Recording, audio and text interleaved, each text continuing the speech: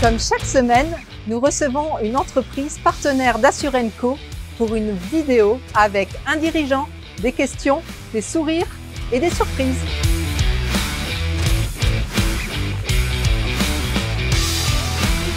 Nous recevons Juan de Majorel. Alors Majorel, j'ai regardé sur votre site internet, il y a écrit « Inspiré pour satisfaire vos clients ». Alors, est-ce que tu peux nous en dire plus et puis te présenter bien sûr?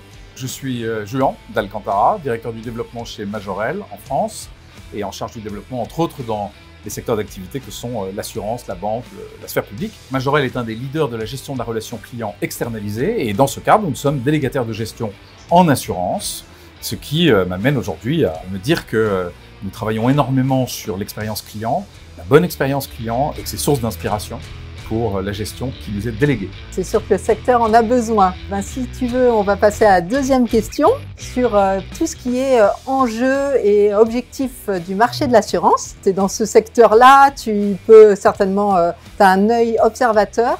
Qu'est-ce que tu nous dirais? D'abord, le secteur de l'assurance n'a pas échappé à la fois aux crises, à une montée en puissance du réglementaire et à une concurrence de plus en plus accrue.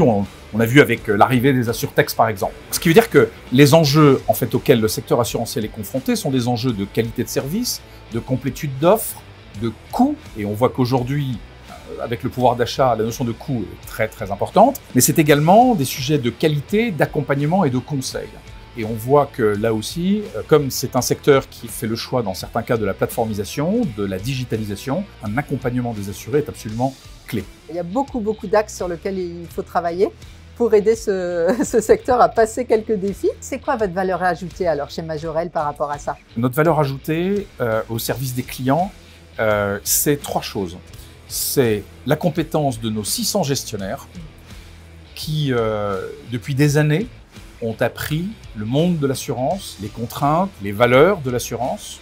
C'est également notre capacité à proposer une offre étendue de services qui va de la conquête de nouveaux clients jusqu'à la gestion de sinistres, en yard par exemple, mais également en passant par le réglementaire, donc tout ce qui va traiter de la déshérence, du KYC.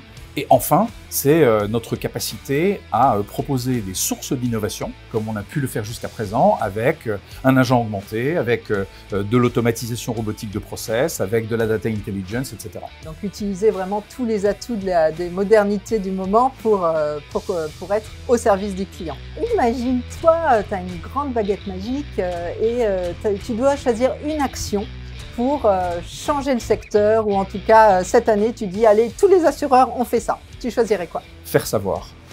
Faire savoir nos savoir-faire. C'est pour ça que je suis ici, non, aujourd'hui? Parce que nous avons beaucoup apporté, et à apporter d'ailleurs aux différentes compagnies pour lesquelles nous travaillons, de par notre expérience multisectorielle, que le partage d'expérience est quelque chose qui fait grandir tout le monde. Et du coup, si tu avais une image, je sais pas, un animal, une chose ou quoi, pour représenter toute cette dynamique-là que vous mettez en place? Alors en fait, j'ai choisi une fable, qui est une fable de La Fontaine, qui est le laboureur et ses enfants, et qui commence par « Travailler, prenez de la peine, ce n'est pas le fond qui manque le moins ». Et en fait, ça veut dire quoi? Ça veut dire que chez nous, au fond, c'est tout ce travail de fond, c'est ce travail de la compétence sur lequel on a beaucoup investi pour que nos gestionnaires soient à la hauteur du rendez-vous que l'assuré a avec son assurance. Et tu vois particulièrement dans la gestion de sinistres. Oui. La gestion de sinistres, c'est le rendez-vous de confiance. Oui. Donc, c'est toute cette formation, toute cette sensibilisation, tout ce travail de fond qui fait qu'aujourd'hui, on peut dire que les agents, les conseillers chez nous sont fiers de faire vivre une expérience assurée, on va dire, de qualité. Surtout en cas de sinistre, c'est vrai que l'assuré est beaucoup plus fragile. Hein. Voilà, exactement. Okay.